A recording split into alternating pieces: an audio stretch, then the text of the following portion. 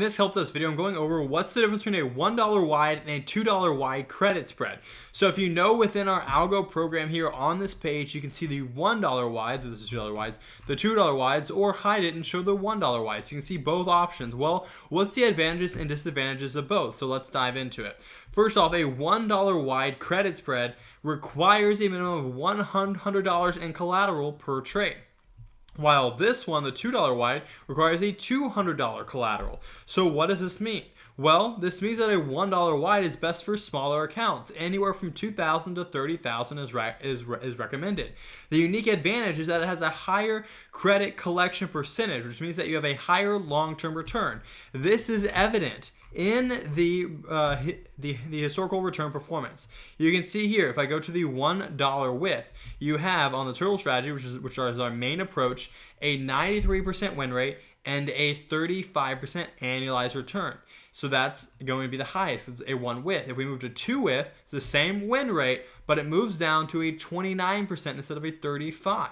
Why? Well, because the closer your width is, or the smaller your width, the more credit you collect. It's just an options thing, and it's how it works. So from going to $1 wide to $2 wide, you're going to collect less money, which means you're going to make less of a return.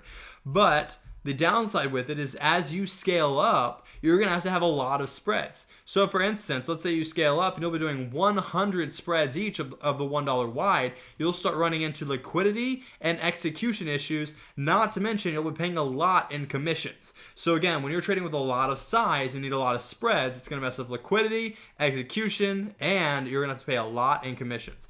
This is where the $2 wide picks up. It's recommended for larger accounts, 20,000 plus accounts, $20,000 plus accounts. Your unique advantage is it cuts your commission costs in half because a $2 wide spread requires half the trade size that a $1 wide requires in order to generate roughly the same return. Okay, cool. So now we're cutting our commissions in half, which means that we're already doubling our long-term return factoring in commissions.